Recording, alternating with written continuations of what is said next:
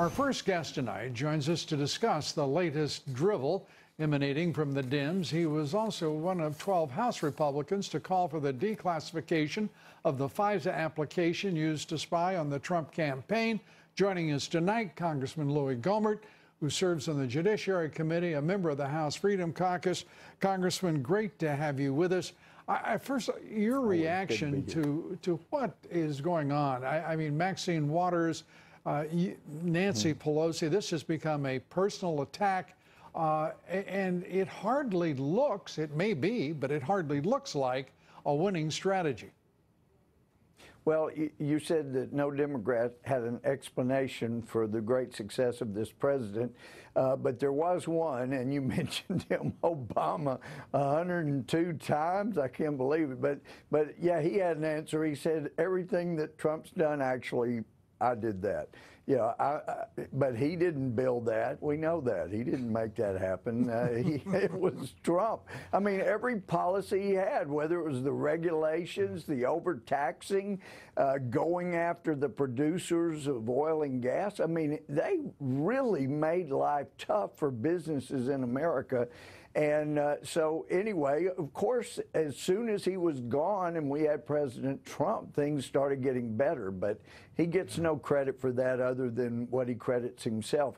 But I tell you, we do have a good economy and government is starting to work better. But Lou, there are still a number, as we know from the anonymous op-ed, there are still a bunch of deep state people in the White House, in the Justice Department, in the intel, not as bad as the FBI Justice Department, but it goes on. It's a wonder he's been able to do anything with all the people that are trying to stop him, even within the administration. You know, the historians are going to be going through this presidency, assessing all that he has done, the tremendous successes. But I think you're right. I think one of the larger stories here has been his capacity to overcome a full-on 360-degree assault from the Dems, from the rhinos, from the deep state, the intelligence community, the national left-wing media.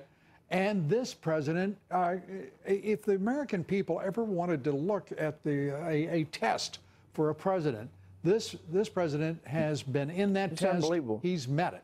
Yeah. Even Andrew Johnson didn't deal with this kind of ridiculous invention, especially from prosecutors. And I think you alluded to it in the introduction, but you've got Strzok and Page. We now find out about the text where Strzok is congratulating her on the great media leak strategy. And these texts were going around, going back and forth, April 10th through the 12th. And wow, shazam, April 11th, there's a big article blasting Carter Page that led to so many other things. But it's unbelievable the way the FBI has been weaponized. And Lou, I was hoping that Chris Wray would be good for the FBI, but it appears he's more interested in protecting the reputation that's gone now than he is of cleaning up the office. And we know this because after it was put in print by a Richard Pollock reporter doing some great digging, and he got some independent verification of the things I asked Strzok about, that Hillary's, we know for sure 100% certainty that she was hacked. The FBI re-releases their statement that we didn't find any evidence of her personal server being hacked. Well, that was fraud by omission, and for them to allow that to go out, and it was really a slap at the intel community as well. Congressman, I think you're being very generous. It was also fraud and political corruption through aggressive acts against both the FBI regulations, their procedures, and good Lord, common sense. The idea that... And I don't know who in the FBI is telling the president not to release these documents that will tell us exactly what was in the application, but it needs to be released because there were lies being told by Comey, by Strzok, by Page. We just need to see those things in print ourselves, unredacted except for sources and methods. Yeah, you know, we're assured by everyone who has read the FISA document that there is no concern about national security. Sources, methods are not relevant, particularly to the 20 pages that most people want to see. Mark Meadows, lies as you said, will be revealed. Yeah, you know, as you said, that new letter from Mark Meadows referring to a number of tweets between Strzok and Page from April 10 through 12, with the report conveniently sandwiched between the two. This is stunning stuff. It is. And these are likely crimes that we're talking about, the media leak strategy. But the thing is, though, Lou, we know that has gone on. They did it to Ted Stevens. They have done it to Pennsylvania Congressman. Yeah, and so this is not new stuff. Here we are. I mean, it's 2 years of this, Congressman. No one has been more outspoken than you, but the reality is that we are all very frustrated because we're covering old ground now. We're sitting here talking about issues that should have been resolved months and months, if not a year ago.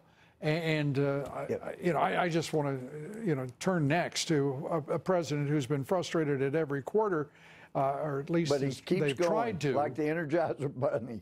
Well, he just keeps going. It's awesome. He is a stalwart. He's a warrior, and no one less could possibly have withstood the pressure that he has been under from the moment he stepped into that office.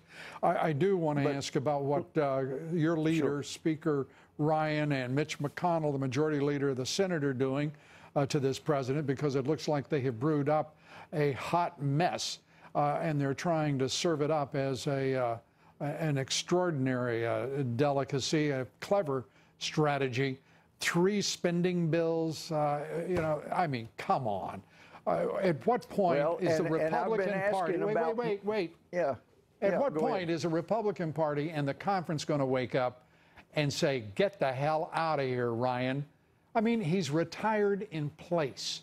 He has basically been told he can obstruct and subvert a president just so he does what K Street, the Chamber of Commerce, and the Koch brothers tell him to do. And there's going to be a hell of a price to pay. Well, the rumor is that he's waiting for Kevin to get 218, and once he has 218 and is assured he'll be the speaker, then, you know, the rumor was Paul might retire early or resign early. I don't know about that, but I know that who's going to have the 218? Who's going to have the 218? Well, they were hoping that Kevin McCarthy would. Yeah, well, that's not happening. My hope. I'm supporting Jim Jordan. But let me tell you, Lou, these spending bills needed to have some money in there for at least a good portion of the wall. And I keep bringing it up to Paul and Kevin, and I keep hearing crickets. No, they're not going to do it. Don't they actually just say to you, go to hell? No, they don't say anything. I brought it up in our telephone conference call, and I brought it up in conference last week, and then there are crickets. Okay, next comment or question, and there's no answer, and I keep telling them, you know, the people that voted for Trump, they're going to turn out in 2020 and vote for him again, but we have got to give them a reason to come out and vote in the midterms. And if you're not even going to put any money in there for the wall, they might as well vote for damn Democrats. Yeah. What's the difference between a bunch of rhinos and Democrats? They're going to. Well, a lot of them won't turn out. They'll say, we got no choice. It's the same either way. They're still doing what the deep state wants and not what we elected Trump to do. God bless him. You know, he had said that he may have to veto this if there's not money for the wall in there. And I think he ought to continue with that to wake our leadership, our so-called leadership, up. Yeah, well, they won't be woke no matter what happens. Congressman, we're way over time. It is I'm sorry, but I love talking to you. Well, I can tell I agree with everything you said. And I agree with everything you said. Congressman, great to see you. Thank you. Great to talk to you, Lou. Louie Gohmert, Congressman of the great state of Texas. Up next.